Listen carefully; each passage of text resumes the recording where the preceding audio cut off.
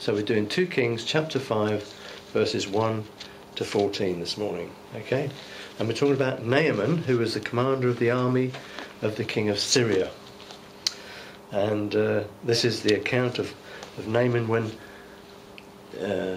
he was obviously quite a mighty warrior. He was a commander, obviously, and he had leprosy.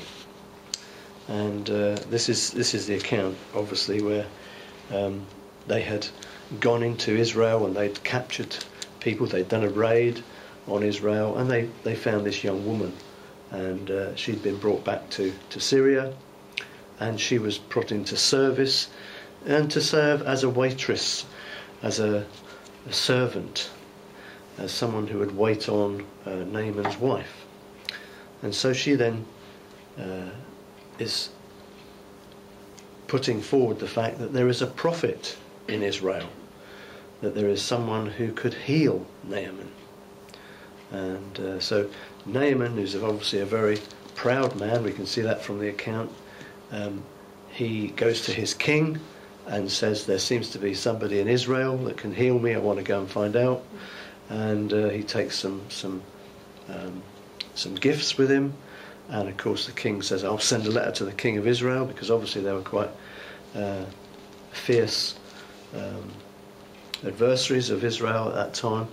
And so he sent a letter with Naaman, so that the king of Israel would know that he expected some results here. And the king of Israel, obviously, at that time decided that this was just too much, and so there in a sense there is an element of unbelief there, that he wasn't acting in the right way, and I think some of us have that immediate reaction when we're faced with God's possibilities of God's healing, in that there can be this attitude that says, I don't really believe it. And this young woman had believed that the prophet Elisha could heal, and possibly even witnessed that previously, certainly heard stories and knew that prophets were quite godly, powerful men.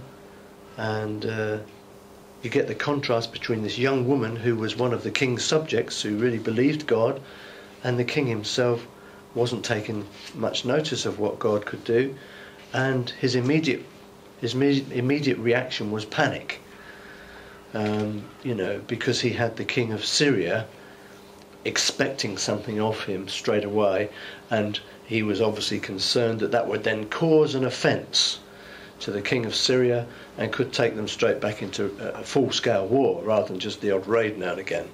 And so you can imagine the kind of feeling that the king had, so much so that we're told here that he read the letter and then he tore his clothes.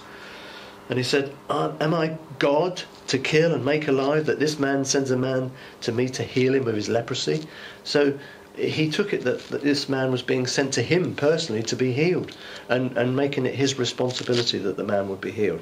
So of course, with that going on, there was obviously a lot of fear going on, and it wasn't long there before Elisha heard about this, because he went on to say, therefore please consider and see how he seeks a quarrel with me. So he felt that this man Naaman, this commander of the army, Naaman, was sent, and lepers obviously didn't normally get healed, did they? Lepers are people that have no real hope of healing at all, if you think about it. I mean, nowadays it's a different story. We have drugs and things like that. Lepers do get healed today, but in those days there was no cure, and they were actually sent outside of the colony with a bell round their neck, and just generally, they were despised. They were the dregs of the earth, and they obviously felt that the people who were lepers had God's punishment written all over them.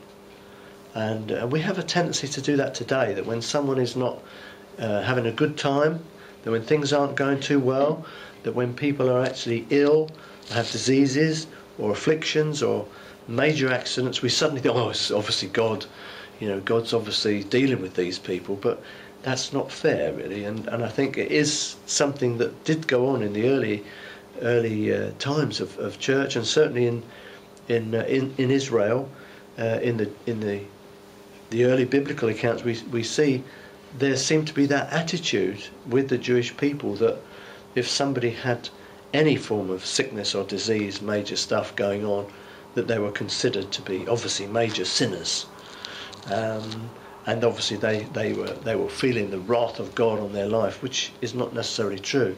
We think of Job, for example, who loved God, who served God, who glorified God, and Satan asked to sift him and took away everything he had, and he still glorified God, he still praised God, and so just because someone has sickness, it isn't God's punishment.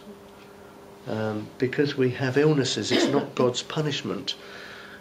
Illnesses and sickness and diseases don't come from God. They come from Satan, they come from the curse, they come from the fact that this world is diseased, this world is actually running down, this world is passing away.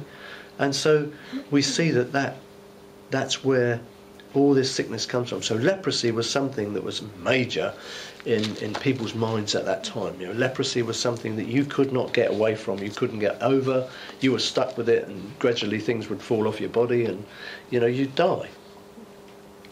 And this was obviously a very fit man. I mean, you don't become a warrior in those days. People that were warriors were usually quite strong men. He says he was a mighty man of valour, but a leper. So he obviously had been fit probably most of his life. He'd probably trained to be a warrior, and then he got leprosy. And so he was still, at this stage, quite fit, but he had this leprosy, and so he comes to Israel. And eventually he comes to see Elisha. And what happens then? Well, when he comes to see Elisha, Elisha is absolutely surprised that the king has torn his clothes, because it's obvious that he's acting in unbelief. He's not thinking things. He's only thinking personally of the Syrians attacking them, and not thinking that maybe this is a way that could bring peace.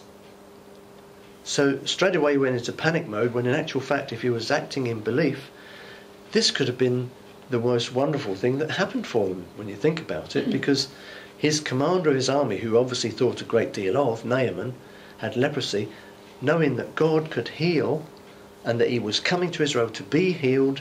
What a wonderful opportunity for peace. What a wonderful opportunity for that good news to go back to Syria and say, there is a God in Israel, and he's mighty, and he's awesome, and he's a loving, healing God.